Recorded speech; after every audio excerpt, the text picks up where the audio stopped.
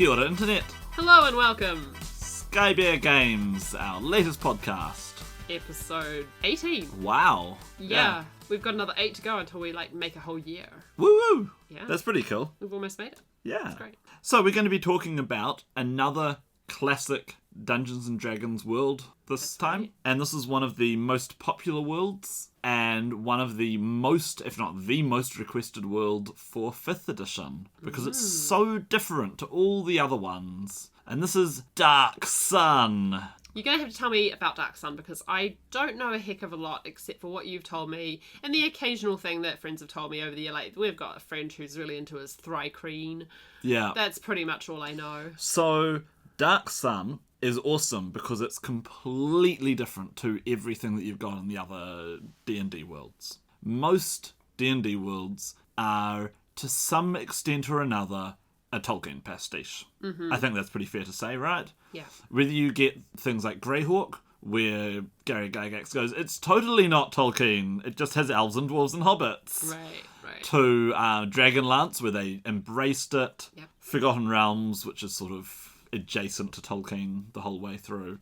Ravenloft, where they were always trying to juggle the fact that it was gothic horror, but also Tolkien.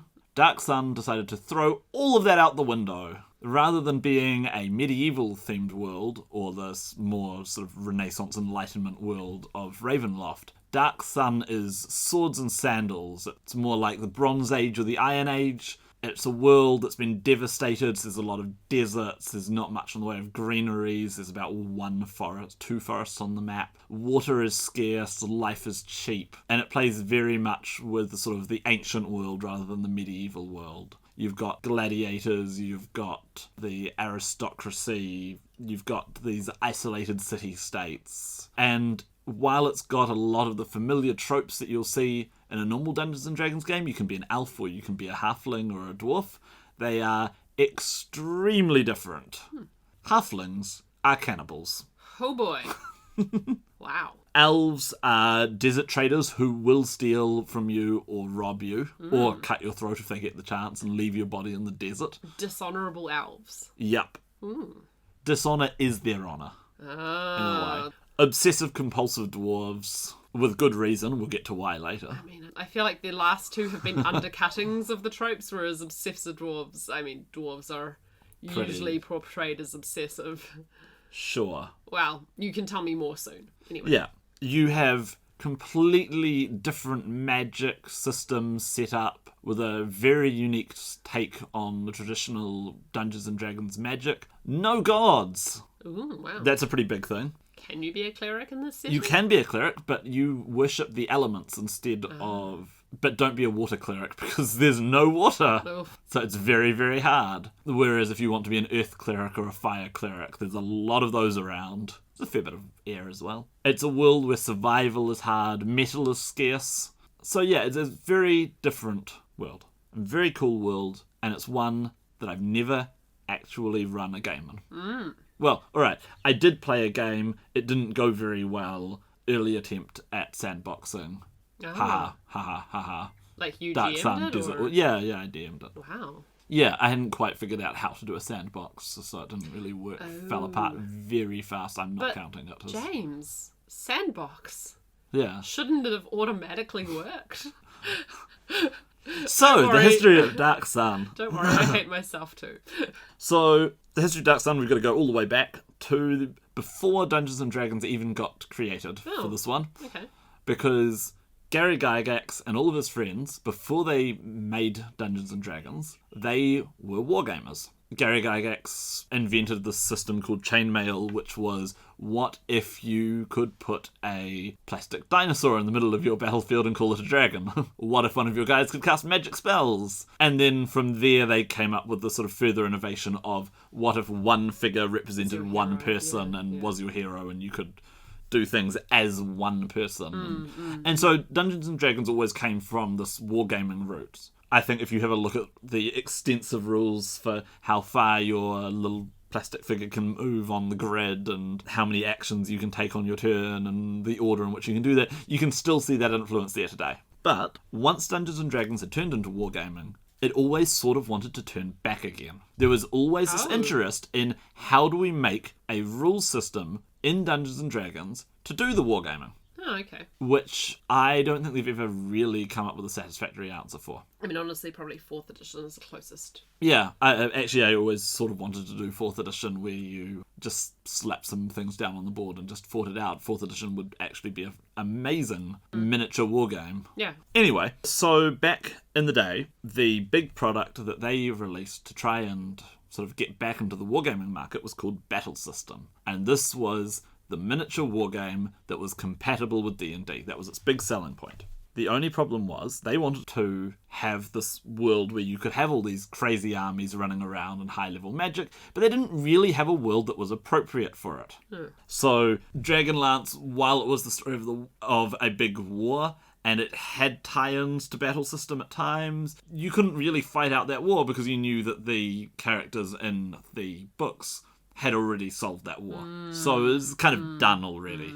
Actually, Forgotten Realms' original adventure series was a battle system adventure, which then they later said, it's totally in the Forgotten Realms, and sort of shoved it in a blank space on the map and called it a day.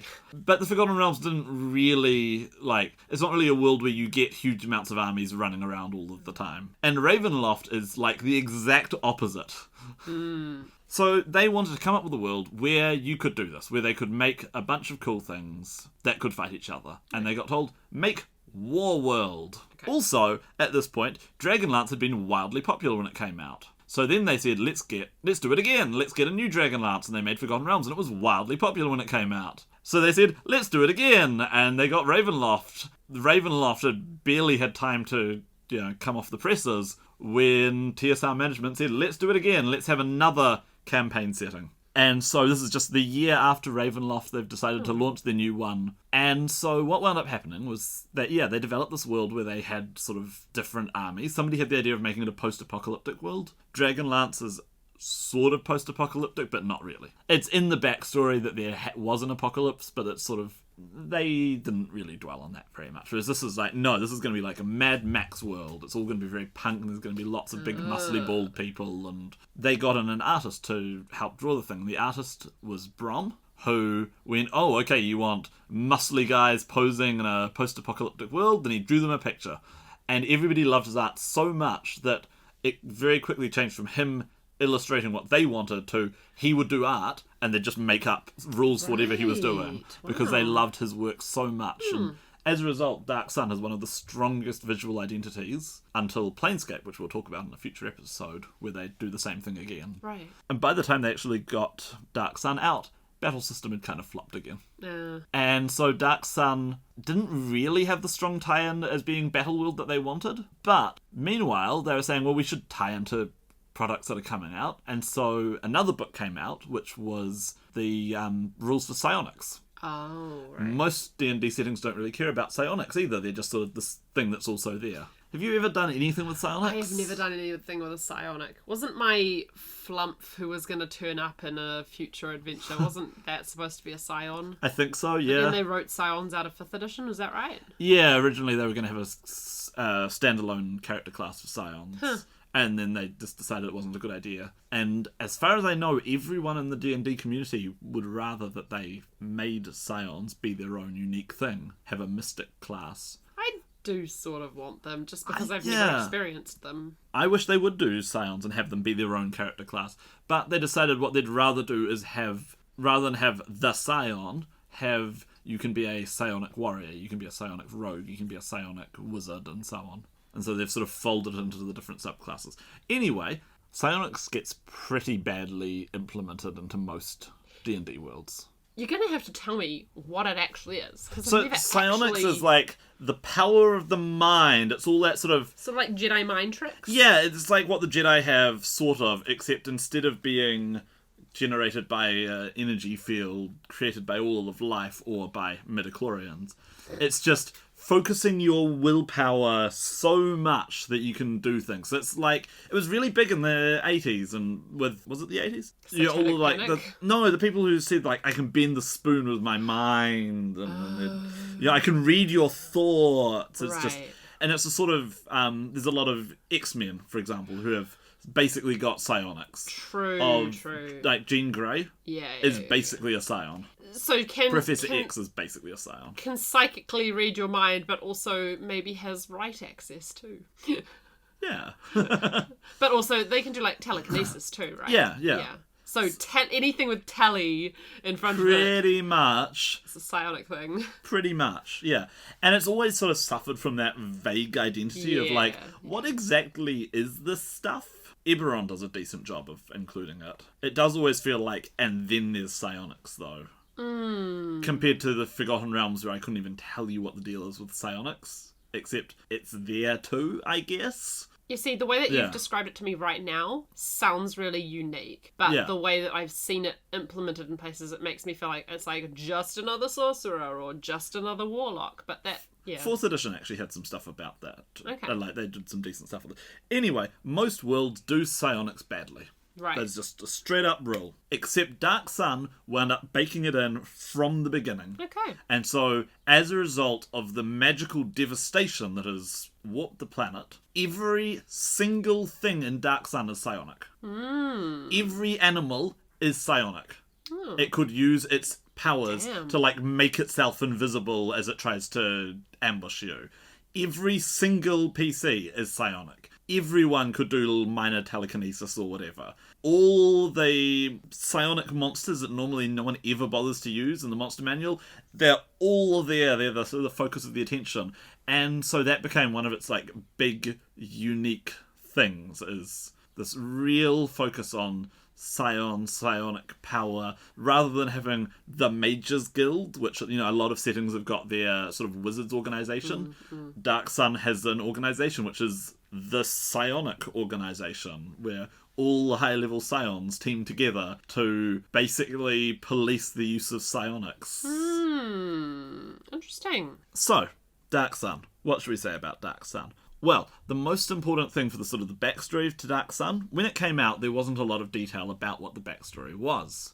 It was just, this is a world where life is hard, it's a hostile world, there's very little growing stuff, there's very, very little water. Was it obviously inspired by Dune?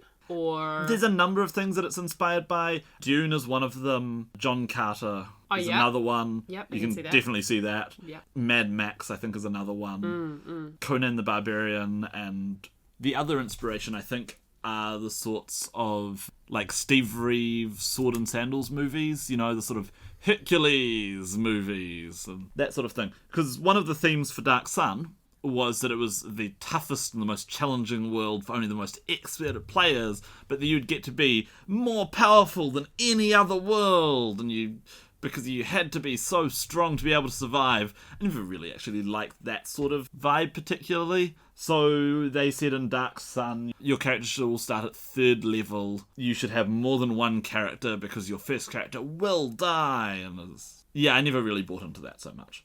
Anyway, what I really liked about Dark Sun was the environmental themes. Sure. And the political themes. And Mad Max world is not really where you would expect. Like, power fantasy Mad Max Conan the Barbarian world is not really where you'd expect to see those. But there you have it. In a lot of D&D worlds, I think they're a bit vague about what magic is exactly, right? Like, in the Forgotten Realms, magic is the weave.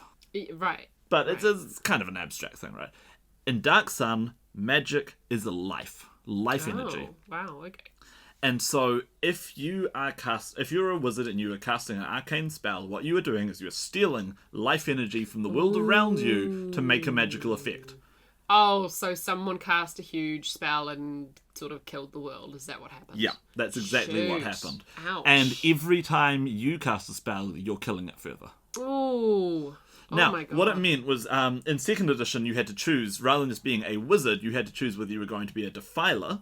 So that's a wizard who actively sought power at the expense of sucking the life out of the world and killing what little life remained. Or a preserver, who was a wizard who would try very hard not to do that, and as a result could be a little bit more sneaky about magic, because, you know, it's very obvious if you cast a spell and every plant around you dies that you've doing it. But if you don't have that visual effect, you might be able to sneak away with it. But a preserver, you were not powerful. Right. Because you were choosing not to pollute, basically. And I found that a really cool idea. Oh, and of course, in Dark Sun, nobody, apart from the spellcasters, knows the difference between a defiler and a preserver.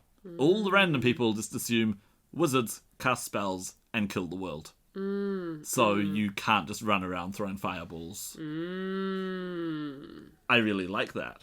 Yeah, so magic has this real cost to it. Then apart from that, you've got, like I said, psionics, which is the result of the massive magical irradiation, I guess you could say, that people have all this sort of mental energy. You've got the priests who can tap into the elements, and the other major sort of spellcasters were the Templars, who are societally like priests, except rather than draw their power from God, they draw it from one of the Sorcerer Kings. So each city, there are 7 major cities, and each one has a slightly different theme. Each one has a different, like, old world focus. And each one also has a Sorcerer King, or Sorcerer Queen in some cases. And these are near immortal beings who are they're all like 25th level spellcasters and level 20 something psionists and so on. And they're all, phenomenally powerful characters. And so their bureaucracy were the Templars, who they personally granted power to and could take it away from. Right.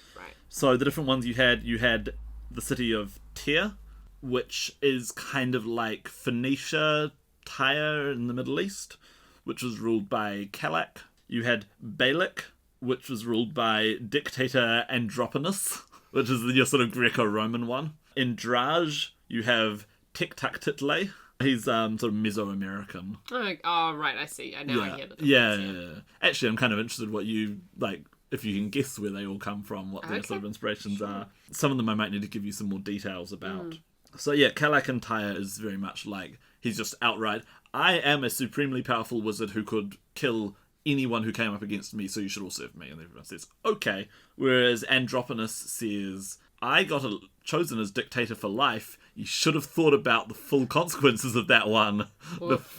Yeah, some of them try to have these sorts of, like, legal justifications for being god tyrants. And others just, like, Kalak just says, I am awful. Deal with it. I'm just bigger and stronger than you. Right. Title, I don't remember his full deal. Some of them got way more detail than others. Yeah. But I remember he did a lot of human sacrifice. And, all the sort of the nastiest tropes that you think of with the Mayans and the Aztecs and the Incas. Right. Yeah. Gulg is the only forested city-state. It's very sort of like scrubby forest, and they all live in mud huts. But they have Lalali Pui, which that's a heck of a name, who's their Oba, or she's like their god queen, and they actually love and worship her because she presents herself as being this benevolent ruler. And she's the one who gets to live in the nice house in the tree, and while everybody else lives in their little mud huts, which is sort of sub-Saharan Africa. Nibene lives in Nibene, which I always feel like a lot of fantasy places, they come up with these really elaborate explanations for the names, whereas I quite like Nibene lives in Nibene. It's like, I'm going to start a city, and I'm going to name it after me, because I'm awesome. No one ever gets to meet Nibene, though, because he lives in his little secluded city within the city, which no one is allowed access to. Wow. With all of his Templars are his wives. That you get to see them, but he's important and isolated and above the likes of you, mere commoners. Wow. So he's kind of Chinese, Cambodian. Wouldn't have picked that from the name. No, I wouldn't have either, but... I was going to say that's some sort of dramatic thing with a name like that. It does, doesn't it? Meanwhile, Abalak Ray is in the city of Ram, which everyone on the internet says is Egyptian-themed, and I find that really weird, because it's a highly caste-based society in a city with ivory walls, with thousands of different gods, and Abalak Ray, her deal is she says, I am the chosen of this god that I just made up. So if you don't like me, take it up with the guy upstairs, and no one actually particularly likes her, which is so, like, Indian. Yeah. So I don't actually see where the Egyptian theme is with her at all. And then the last one, who was always my favourite, is Hamanu, who is in the city of Uruk, who's, I am the great warrior, I am the great leader, I am the great lawgiver, my rules are harsh, the world is harsh. I bring order, I bring stability, and so he's very sort of Babylonian. He's sort of like Gilgamesh, he's sort of like Hammurabi. He's always the one to me who's... I have a softness for the people who are lawful evil, but more lawful than evil. Yeah, I know you do. Yeah, blue dragons and Tyrrhenia. And that's his thing, is he's awful and evil, but he's also in his own way the most reasonable of the lot. Oh boy, yeah. A lot of the other ones are not reasonable at all. No. Anyway, yeah, so there's all these different settings, but the city of Tyre, the first one, is definitely the main one. It's where just about all the adventures were set. It got the most material, it got the most source books, it's where the novels got set. It's the main one. Right. And all the others are sort of other options, which is why I feel like I know virtually nothing about some of those other cities. What city in world history would you say it's most like? Or a fictional city? Tyre or Phoenicia. Right. Yeah, any of those sorts of Middle Eastern cities. It's a wealthy city because it's got iron mines and metal is really, really rare. So it's quite rich that way. It's a desert city like all the rest of them, but it's built around a natural well, one of the few that remains, as there's this underground river giving it water. You've got the slaves working on the estates outside of the city. So you've got the gladiators fighting inside. You've got a giant ziggurat for the Dragon King to live in. Yeah. The Sorcerer King. So yeah, this was a world which had a lot of potential. Obviously, there's a lot of stuff wrong with it. And rather than fighting to save the world, you're probably more fighting to survive, or... Right. You'd think. Oh. But one of the problems with Dark Sun is a world that had so much potential, and they'd had such a successful run of novels with Dragonlance, and such a successful run of novels with Forgotten Realms, that they decided that they should launch the line off with novels. Yeah. And they'd have adventures to tie into them. And they're better tie-in than some of the other ones. Like, there actually is, like, this novel and this adventure show two different sides of the same story, except the important stuff all happens in the novel. Oh. And the same with the next one. Oh, no. But the bigger problem is that this is where they got into the idea of the meta plot. Oh, okay. So there wasn't a meta plot so much before this? Yeah, so, like, with Dragonlance, there's a meta plot, but it's the plot of the adventures that you're playing. And then they made the mistake?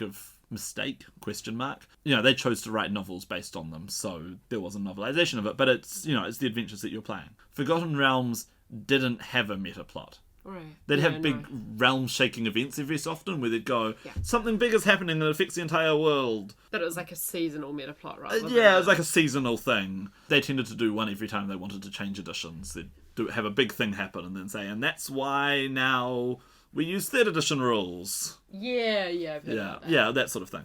But Dark Sun had a meta plot from the beginning. They had a plot that they wanted to tell that players couldn't really influence. This was happening outside and independently of your games. So meta plot, if you're not aware, is a sort of ongoing storyline where every product that you buy tells you what happens next as the world gets updated. They were really popular in the 90s in things like The World of Darkness. Oh, yeah. And, yeah, Dark Sun was really the first meta-plot world. And so what it wound up doing was, in the very first novel and the very first adventure, a core aspect of the box set got immediately invalidated. I'm sorry, what? Yep. What happened? So, I mean, in a good way, but... Sure, but still it's affecting people's expectations of their play experience. Massively. So what happened? So what happened is the very first book and the very first adventure tell the story of how the immortal sorcerer king Kalak died. And suddenly one city was free. Oh. And it completely shook up the world as everybody out, all the other city-states started trying to crush them before they could get independent, as they struggled with what to do now that they were free and how their society would work. Yeah, different people tried to seize the balance of power as they dealt with some of the larger ramifications of what the Sorcerer King had been doing. And I think that actually that sort of inciting event was a really good call, which is why when they redid the setting in 4th edition, they set the starting point as just after that first book and the first adventure. Right. So that they said, yeah, this city is free, they've killed their Sorcerer King, everybody is wondering what's going to happen now. Yeah. Because it's a good idea to have that sort of... There was a balance of power and suddenly it's been disturbed. What happens next? It's up to you to tell us. Or in this case, it's up to the novels. Because by the time that the first 5 books were done, the world got completely changed. Oh, wow. How? What happened? Well, half the Sorcerer Kings were dead at the end of the first novels. Wow. After the first one took... Yeah, they spent the entire first book finding the magic item that would let them defeat the first Sorcerer King. In the third book, the Sorcerer Kings just all show up en masse, and half of them just get killed in a sentence or two. It's a really sort of... Like, what? That just happened. Another major NPC, the dragon, we'll talk about him more in a bit. The dragon, singular, the dragon. Capitalized. Capital T, capital D, dead. Oh, shoot. What? Yep. And, the dragon was one of the big selling points of the setting. Gone. Oh my god. Yep. The whole mystery of what had happened to make the world be like this, fully explained. Oh, wow. Jeez, they really weren't pulling back. Nope. And the initial adventures, like I said, the first adventure tied in with where you got to take part in the slave rebellion that overthrew Kalak. But then over time they sort of went off and did their own thing, while the novels just told the story of how a group of NPCs were doing all of this important stuff. And so if you bought the core box set, 5 books later, it was a completely different setting. Wow, what? And that's the problem that a lot of people have with Metaplot. Metaplot is cool because it incentivizes you to buy the next thing. What's going to happen next. But it can and should change the world, and that has problems. It can and should change the world. And, a static world can be a dead world. I'm thinking of worlds like the Warhammer world, where the Warhammer world was constantly 5 minutes to midnight. Like, it's... The end is nigh. And after 20-something years of the end being nigh, the developers realised they kind of had to put up or shut up. Eberron does a good job with not having a meta-plot, actually. But we'll come to that one later on. But yeah, Dark Sun completely resolved all of its plot hooks. To the extent where they had to put up a role-playing module, which was just summarising what the story was as sort of like a update to the core box set. So... After the release of Beyond the Prism Pentad, which was the module that summarised the events of the novels and how every major NPC was now dead, TSR decided to re-release Dark Sun and kind of change the feel of it a little bit. Oh, yeah. So they released a new box set, which is actually a really lovely box set. The map in it, rather than being the sort of traditional beautiful poster map, and I really like the maps that you get in the TSR box sets. But this one is printed on cloth instead, so that it's like something you can have in character at your table is really cool. Lovely. And with it, they expanded out the scale of the map, so the original area that you explore is actually really tiny. Okay. It's just these 7 cities in this one very isolated geographic area, and then the new map quadruples the size of the map and adds in all sorts of new details and characters, and starts adding a new metaplot secrets, since they'd used up all the ones that they had already pretty much. Right. Some of these new metaplot secrets are really cool. So, for example, they revealed that there was one of the Sorcerer Kings in the past, who was no longer around, had done some magic that had drawn the ire of all the other Sorcerer Kings by trying to transform himself secretly into another dragon. And remember, when there is only one dragon, the dragon, turning yourself into a second dragon is a really big deal. Right. So, on the verge of his ascension, all the other Sorcerer Kings stomped on him really, really, really hard. Right. Which didn't take. Oh. And so he became a Dracolich Sorcerer King who was the only person in the world, pretty much, who understood how the planes work. And there was a cancelled adventure, which later got finished and released by fans, where Dregoth, the undead Sorcerer King, was going to make himself the first god Damn. of Athos, the world of Dark Sun, which is awesome. That's some really high-level stuff, and it's something that would have been in an adventure rather than in a novel, so that's really exciting. Wow. I like Dragoth. Yeah. Undead half-dragon sorcerer kings are just like... It's pretty cool.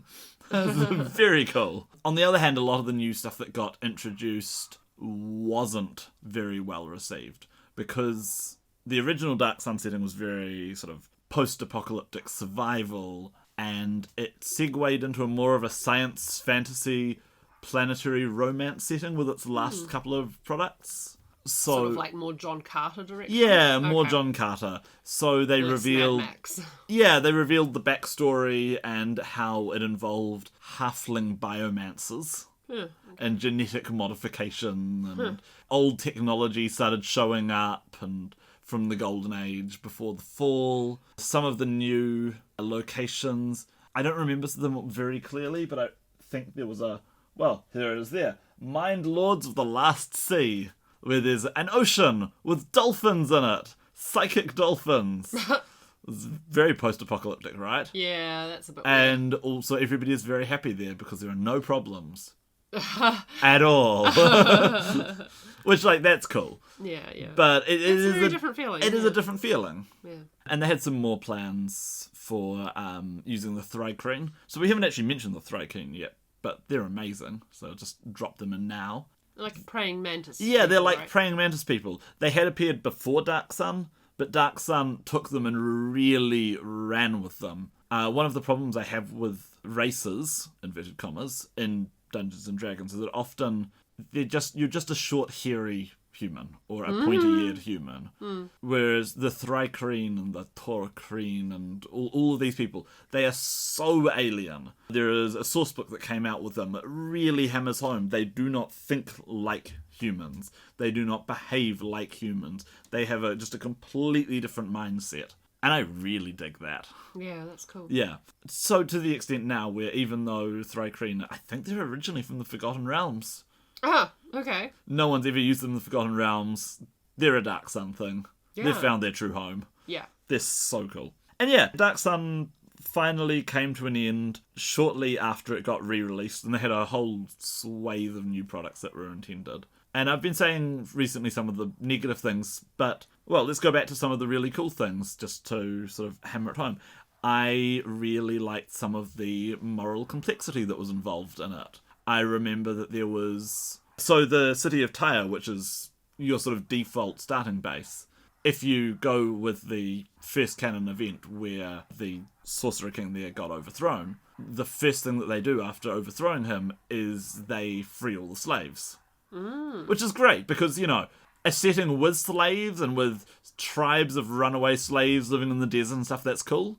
But being a slave owner or engaging with slavery like that is not cool. So being in the one city with a bandit is really cool. Yeah. But they don't shy away from pointing out that this entire society economically relied on slavery to survive up until this point. And so they have to do some really messy compromises to make this ideal work. But yeah, I like my shades of grey. Yeah. I like people making the idealistic choice, but it may be being a little bit complicated or messy. It's not perfect, but we do the best we can with it.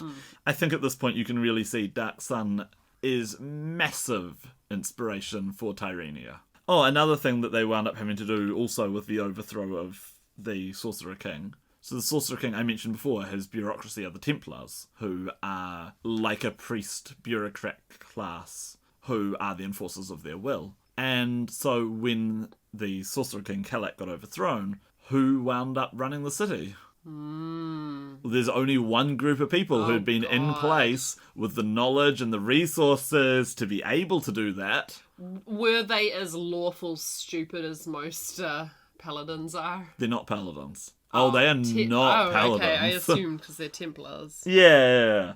No. They are lawful neutral on a good day. Ooh, fun. Okay. Yeah, but like any organisation, there's a whole range of them. One of the novels that I really enjoyed with Dark Sun was about a more positive Templar who's sort of tending lawful good. There were lots of examples of chaotic evil Templars. They were people in authority positions. Some were idealists, some were bureaucrats, some were corrupt, some were tyrants. Yeah. But yeah, nice messy politics. I really enjoyed the ecological theme. There's a lot of really cool stuff for druids. Even though a number of the classes get cut from Dark Sun, for example, just don't be a paladin. You don't have a god, no one respects you, you can't get your hands on metal armor, don't be a paladin. But druids actually get lots of cool stuff to do with the few remaining elemental spirits and trying to sort of cling on to the last bits of nature that are surviving. Cool. So yeah, I really like that. I really like the focus on, in this, muscle-bound, high-powered Conan the Barbarian-esque world, the focus on economics. Right. You've told me about this. Yeah, Dragonlance has no economics to speak of. No. It's not really a thing. They don't care. I mean, Lord of the Rings doesn't focus on merchants, so why would Dragonlance? Yeah. Forgotten Realms has all the trade goods, but Dark Sun had an entire supplement with rules to play a new class, the Merchant. Oh. And detail about all of the merchant houses who are mercantile organisations that operate between the cities and the trading routes and the different products and how you can outfit your caravans. You could basically get that sourcebook, Dune Trader, and just run an entire campaign of being a travelling merchant. And that's pretty cool. I like that. It's a really different slant. I'm not sure because I haven't used them yet, but I really appreciate what Dark Sun did with its adventures. So if you're coming to Dark Sun today, you're probably going to be relying on PDFs or print on demand. And so you'll be getting them in one book or one file. But back in the day, if you can get one of the original adventures, they came in these little folders rather than being books. And I've got one here, and I'm going to open it up and show Claire because she hasn't seen these before. So rather than having a single book, Dark Sun Adventures came with 2 little flip books. Huh. Wow, okay. Yeah. And so there's one for the players and there's one for the DM. And the DM's flip book, so this is the DM's flip book, and it's got what you'd expect in it. It's got your traditional sort of adventure setup, and it's got all your maps, and it's got your sort of scene-by-scene breakdown. But it also has references to the player's book. This is pretty cool. I just know for me, I would hate GMing with turning these pages vertically. I prefer turning pages horizontally. Oh, sure. Because then you know how to bookmark them. Yeah, which is why, I don't know if I like this format or not. I suppose if you've got those little little tabs that you can stick out. But I appreciate trying something new. It is very So you've got that one and then you've got the player's book. So here's the player's book. And the player's book, so it's page reference to the DM's book. So the DM will say, turn to page... Wait. I only just realised. Oh yeah, it's got a little thing so it stands up. Yeah. That's insane. They really went all out. Yep. And so you'll flip to a certain page and there'll be some background information for you, or there'll be some pictures or a map or all sorts of different resources for the players to refer to during the adventure. Man, they really went all out on this. It's sort of some of the choices, I'm like, why? But I admire that they were trying something different. Yeah. I don't know if this works or not. Like I said, I've never actually run them. I'm not sure I actually like that art. No, I'm not hugely fond of all the... It's actually the classic example of chainmail bikini. Cheesecake art. Yeah. Big muscles, small clothes. Yeah. I mean, at least it's somewhat equitable for the man and the woman on the cover. Dark Sun also, it didn't have as many books as Dragonlance or Forgotten Realms. It would be hard for anything to have as many books as Dragonlance or the Forgotten Realms. And what it does have, the main series, the Prism Pentad, which is the metaplot one, is awful. Utterly awful. Oh, God. Don't read it. But... Why is it awful? When they're not killing major metaplot characters, they're all agonising over who they want to sleep with and does the other gladiator like them. And yeah, it's very dumb. But the other 2 series that they did were more interesting. One of them is interesting more for the completely bizarre choices in it. So bizarre that I just have to bring it up as a... Sure. This is the thing that happened. They wrote the Mary Sueiest of characters. Well, actually, it's a guy, so I guess it's a Gary Stew? Marty Stew? I actually don't know the male version, but sure, go ahead. Yeah, anyway, he's the most ridiculous character. He's got the special appearance. He's got his magical animal friend. He's got his ridiculously hot girlfriend who'll do anything for him. He's got I think he's got a magic sword. He's got a magic destiny. He's got a magic everything. And then over the course of the series, his magical animal friend dies horribly. His girlfriend dies horribly. He loses his sword. Just everything goes wrong. It's such a bizarre choice. But even more bizarre than making the ultimate Mary Sue and then stepping on them is the gambling scene in the third book in the trilogy, where they go to a bar and they play a gambling game. And the gambling game they play is Dungeons and Dragons. Oh, what? Yeah. They get introduced to this game where you get special dice. No. And here is your character. No. Bad Dungeons and Dragons. No. Meanwhile, in the third Dark Sun series, there are a couple of books by Lynn Abbey, who is the author of the Thieves' World series, which I haven't actually read any of the Thieves' World series, but it's clear that this is an actual fantasy writer who actually knows what they're doing. She wrote 3 books for Dark Sun, 2 of which are about 2 or 3 of them are about a Templar who serves one of the Sorcerer Kings, and he does some sort of detective style work, and he gets to engage with some of the moral complexity, and they're really good. I really enjoyed them. And then the final one is that Sorcerer King's diary. You've read Istrad, which is Strahd telling his own. This is the same thing for Hamanu, the God King. Is it any good? I liked it. Okay. I liked it. Dubious canonicity. Oh. That's a wonderful phrase right there. It is, isn't it? But I enjoyed it. For what it's worth, I enjoyed it. Yeah. Anyway, after all this, Dark Sun got revised for 4th edition, where I thought it was a perfect fit. Yeah. Because 4th edition was so much about pulpy. Your powers, your pulpy powers, feeling awesome, all the cool, powerful things that you could do to your enemies, and awesome fight scenes. And that's kind of what original Dark Sun was, too. So I thought that it fit really nicely. There were only 2 books, a core rulebook and a monster book, as well as 1 adventure. The adventure's not very good. But the 2 main books are really good, actually. A lot of the later 4th edition stuff is... Actually, we'll be talking about 4th edition in a later podcast. Sweet, alright. Yeah, you know it. Yeah. And in those ones, they massaged the setting a bit. They rolled it back from the meta plot and said, all of that stuff could happen in your game if you want, or something else could happen. Right. So they reset it to just after the City of Tear is free, the Sorcerer King of that city is dead, all the other cities and Sorcerer Kings are going, what? Go. Okay. Which is a great, that's the most gameable moment. They added in all of the other new races, but had really good explanations or stories for where they came from. I like Eladrin, who in 4th edition were from Fairy. They're elves from Fairy, basically. In Dark Sun, Fairy didn't exist anymore. Right. It had been there, but it had just sort of died. So, like, and they were refugees. Yeah, refugees from... And there were, like, 2 or 3 cities left, but the rest of the Feywild was just gone. Right. Wow. Because nature was dead. Wow. That's So bleak. Dragonborn got tied into Dragoth, that's the undead Sorcerer King.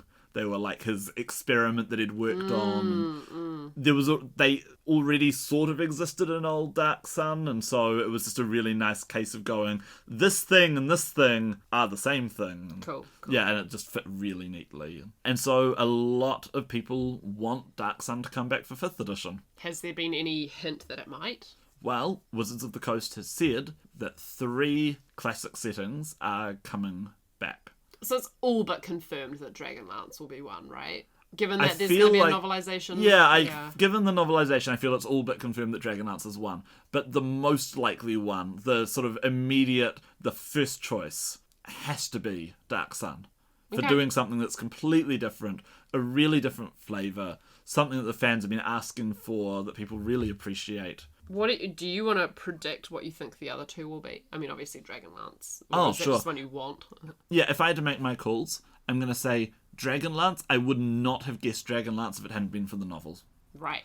And Joe Maggianello, who's a big D&D fan, implying that he's seen the playtest stuff for Dragonlance.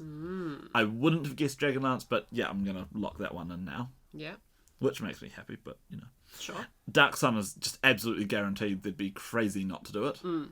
And the third one, I think, is 50-50 between Spelljammer or Planescape. That's very interesting to me. Both of which have a very sort of similar, weird fantasy that connects all the worlds. Which one do you think is better known? I feel like Planescape's better known because of Planescape Torment, right? Yeah, I think Planescape's better known. And we'll be doing an episode about Planescape. Yeah. Once I get through all my reading. Right, that's right. For Christmas, I bought you a whole lot of print on demand from Drive Through RPG. Speaking not to of be which, shilling, but... yeah, not to be shilling, but the print on demand stuff. Ever since 5th edition came out, all these old things, I got a lot of the stuff for very cheap back in the day when no one cared. Now that 5th edition is out, these old secondhand books can be very expensive. The print on demand stuff is fantastic.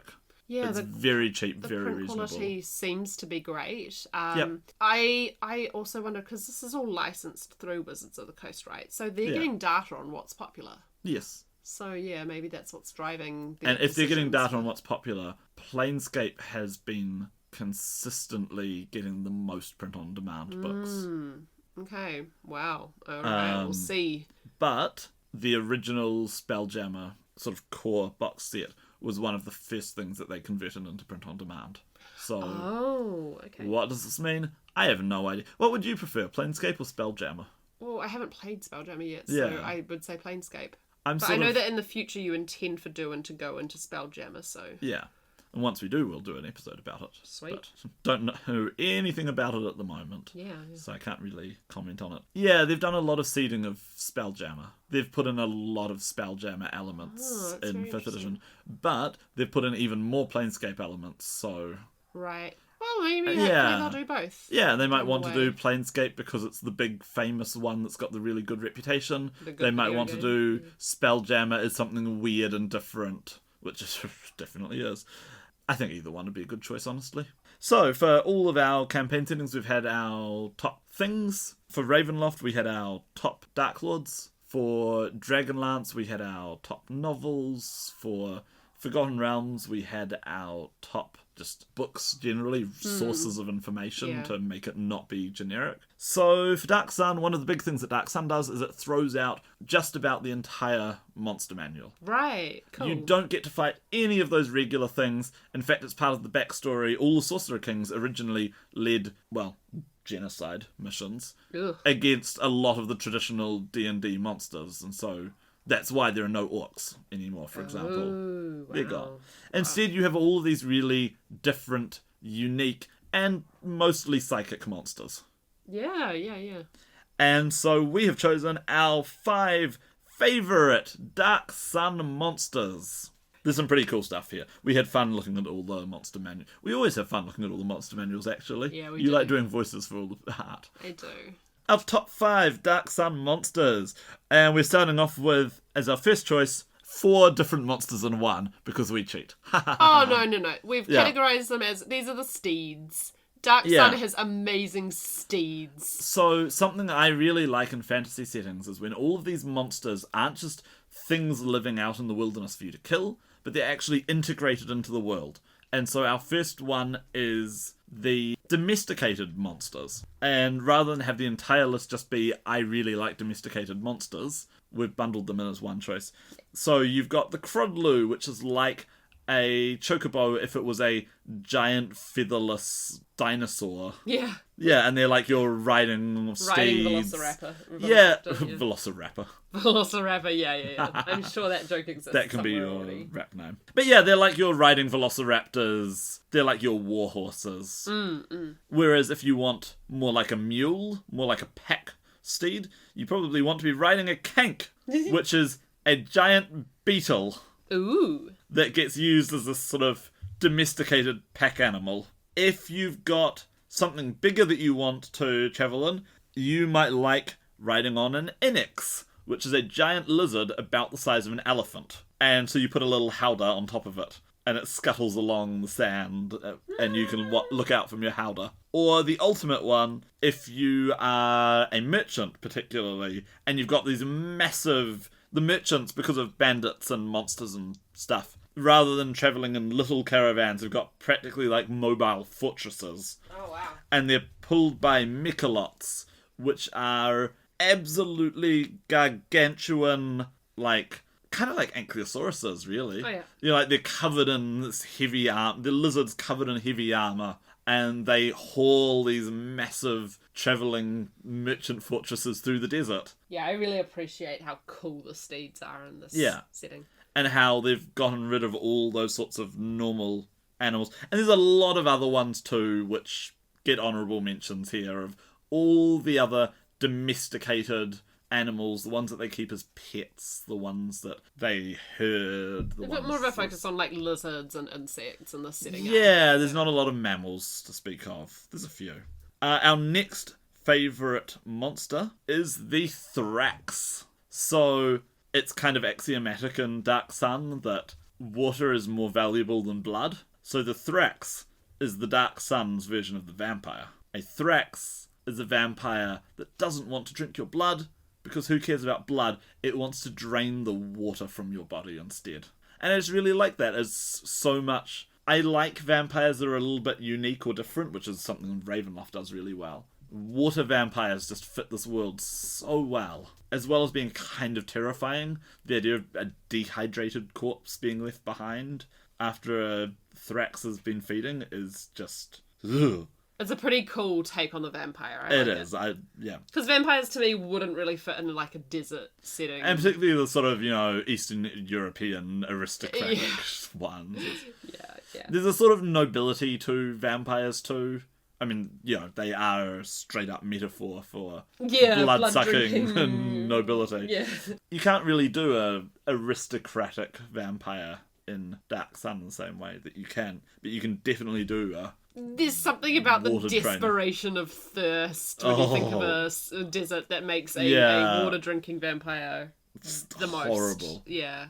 So our next choice is the Dwarven Banshee. You're going to have to explain this to me. What is this? Sure. Okay. So Dwarven Banshees have nothing at all to do with normal Banshee myths. Okay. So nothing about the cry and the keen. And in normal D&D, I think a Banshee is an elf ghost. Nope, these are dwarf ghosts. So what it is, I said before, way back, that dwarves are OCD. They have to be. Because a dwarf turns into a banshee when it dies if it wasn't OCD enough. Ugh, okay. Yeah, so all dwarves have got their focus, which is their thing that they are obsessed about. If they abandon or betray their focus when they die, their ghost is going to haunt the world forever until someone puts it to rest. Alright, how strange. Which is... Yeah, it's strange and sort of... I like how it's not just... It's like one of those sort of cultural things of like, you've got to do this or else, bad things will happen. Except it's actually real. This will happen. And so, as a result, dwarves pick a thing and they get very, very, very interested in that thing. So that they can complete their focus and move on to the afterlife. Yeah. Our next one, in this, dark world of dark... fighting, gritty darkness, is one of the funniest and cutest monsters that I've seen in any world. It's the Josels. Oh, yeah. So the Josels are 4-foot tall reptile people who are pacifists, who are more intelligent than the average human. They are, of course, psychic. All of these things are psychic. They are psychic. They have chameleonic powers, and they believe that humans and humanoids are too dumb and untrustworthy to be allowed magic items, basically.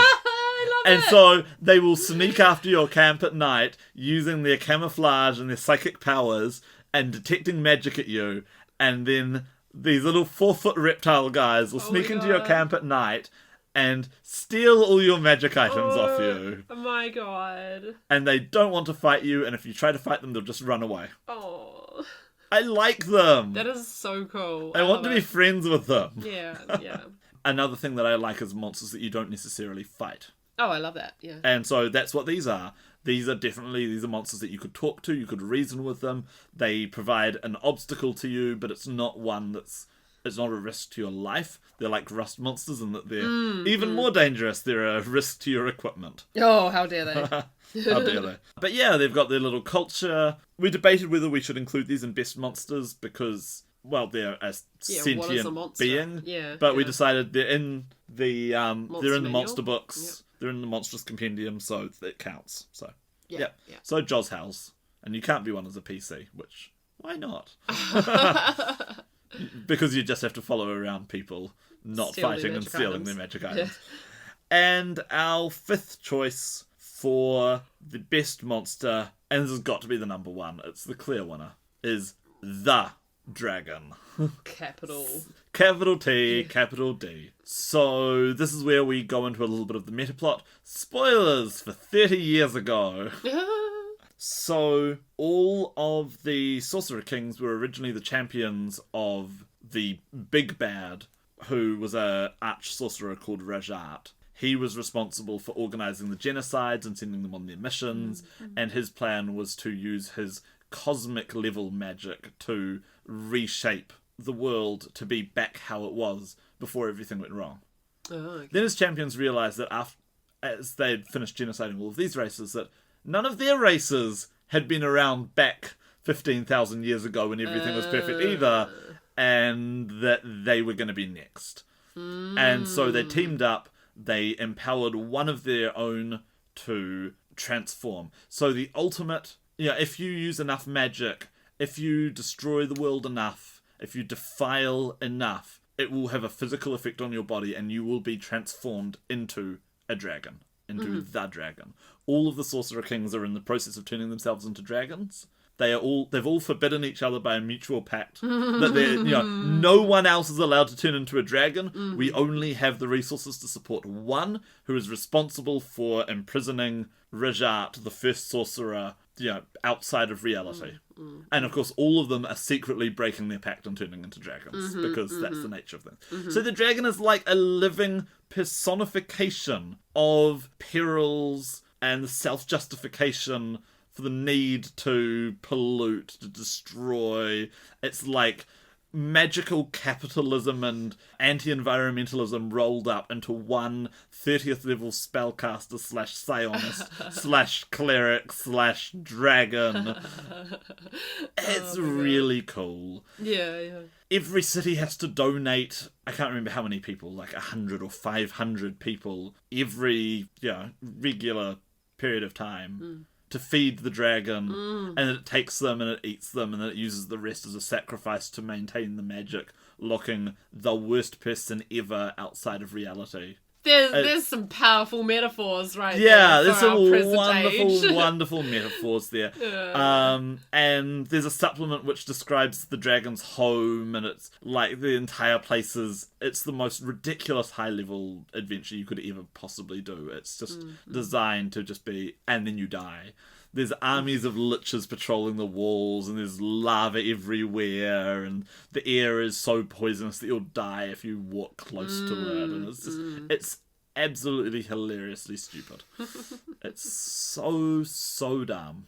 Even better, though, is that the dragon, before it became the dragon, had a name. And if you are going to name your one singular godlike dragon, possibly... it's a strong contender for the most powerful thing ever statted up in any D&D world. Don't call it Boris. Yep, Boris the Dragon is our number one choice. We've gone too far. It's too on the nose now. Yep, Boris the Dragon. It's far too on the nose. Boris. But yeah, Boris got killed by a bunch of NPCs in a book. Right. Even though he is the most iconic, the most important thing in the entire Dark Sun setting, he died. And then, in the Dark Sun novel, which is dubiously canonical, one of the other Sorcerer Kings ascends to become the new dragon, because they say there has to always be a dragon. But maybe it happened, maybe it didn't. Anyway, never mind.